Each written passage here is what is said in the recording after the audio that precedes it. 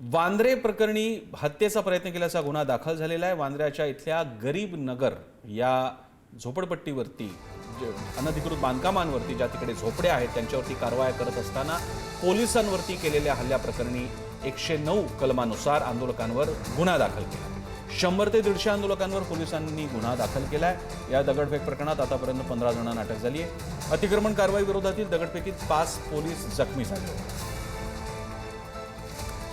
वांद्र्यातील गरीबनगर परिसरात सलग तिसऱ्या दिवशी सुद्धा कारवाई सुरू आहे। 60% पाडकाम पूर्ण झाले आणि उर्वरित पाडकाम 2 दिवसात पूर्ण होणार आहे। 2 दिवस चाललेल्या कारवाईनंतर एकूण 60% पाडकाम पूर्ण झाल्याची माहिती रेल्वे प्रशासनाने दिली आहे। पहिल्या दिवशी सुमारे 20% काम पूर्ण झालं होतं। दुसऱ्या दिवशी दिवसभर चाललेल्या कारवाईत आणखी 40% काम पूर्ण झालं असून एकूण 60% बांधकामं हटवण्यात आली। नंदकिशोर गावडे आपल्याला अधिक माहिती देत आहेत। नंदकिशोर, प्रसन्न सर, आज तिसरा दिवस आहे।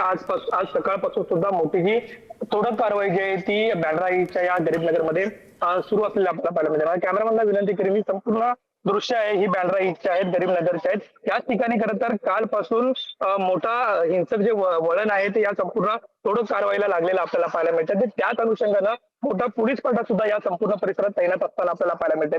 खरं तर सर, आज तिसरा दिवस आहे। तिसऱ्या दिवशी जी समोरची घर दिसत आहेत त्यांचे जे 2 फ्लोर आहेत ते आज तोडले जाणार आहेत आणि हे जे डस्ट आहे ते खरं तर आज उचलून टाकण्यात येणार आहेत। जवळपास 60 ते 65% जी कारवाई आहे ती आतापर्यंत झालेली आहे। मात्र काल दुपारी याच ही कारवाई करत असताना काही पोलिसांमध्ये आणि इथं जाणाऱ्या काही स्थानिक नागरिकांमध्ये बाचाबाची झाली होती आणि वेळेप्रसंगी पोलिसांना पहिल्यांदा काल दुपारच्या सत्रामध्ये लाठीचार्ज करावा लागला होता। त्यानंतर पुन्हा एकदा असे 2 लाठीचार्ज झालेले होते आणि त्यानंतर इथले जे स्थानिक तरुण होते त्यांनी अचानक जे पोलिसांच्या अंगावरती जे दगड आहेत ते फेकलेले होते आणि याच दरम्यान आता गुन्हा जो आहे तो दाखल झालेला आपल्याला पाहायला मिळते।